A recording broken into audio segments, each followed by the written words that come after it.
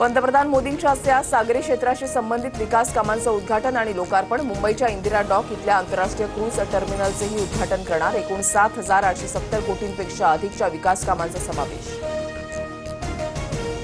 स्थानिक पातळीवर मनसेच्या पदाधिकाऱ्यांशी संवाद साधून समन्वय ठेवा। उद्धव ठाकरेंच्या पदाधिकाऱ्यांना सूचना। बदलापूर, कल्याण, भिवंडी, अंबरनाथमधील पदाधिकाऱ्यांची मातोश्रीवर बैठक। दसरा मेळाव्यानंतर उद्धव ठाकरेंच्या दौऱ्यांना सुरुवात होणार। निवडणुकांच्या पार्श्वभूमीवर 4 ऑक्टोबरला पुण्यातून दौऱ्याचा शुभारंभ, त्यानंतर 12 ऑक्टोबरला छत्रपती संभाजीनगर दौरा।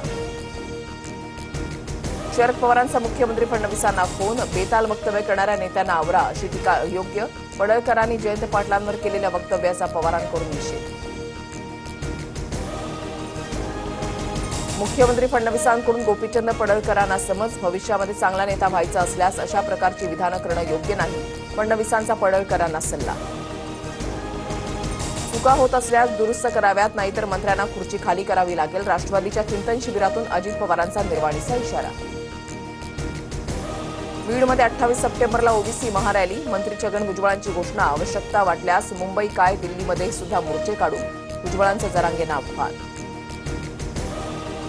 गणेश नाईकांच्या जनता दरबाराविरोधात शिंदेच्या शिवसेनेची हायकोर्टात धाव। याचिकेमध्ये सिडको, नगरविकास विभाग, महापालिका प्रतिवादी। जनता दरबाराच्या वेळेला नागरिकांना विनाकारण वेठीस धरलं जात असल्याचा आरोप।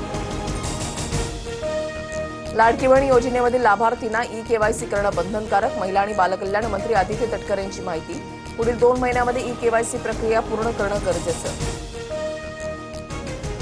प्रसिद्ध आसामी गायक आणि अभिनेते जुबिन गर्ग यांचं निधन। सिंगापूरमध्ये स्कुबा डायव्हिंग करताना अपघात। गँगस्टर सिनेमातील या अली गाण्यातून राष्ट्रीय स्तरावर प्रसिद्धी। महाराष्ट्रातील जनतेच्या मनामनावर राज्य करणारे TV9 मराठी TRPमध्ये नंबर 1। जनतेच्या विश्वासावर TV9 मराठीची अव्वल स्थानीची। जेनझींनी सरकारला उलथवून टाकलं पाहिजे ही राहुल गांधींची भाषा अरबन नक्षलवाद्यांसारखी। मात्र भारताची जेनझी जनरेशन संविधानाला मानणारी, फडणवीसांचा प्रत्युत्तर। सोलापूर विमानतळावरून मुंबई आणि बंगळुरूसाठी 15 ऑक्टोबरपासून विमानसेवा। केंद्रीय विमान वाहतूक राज्यमंत्री मुरलीधर मोहोळ यांची पोस्ट करत माहिती।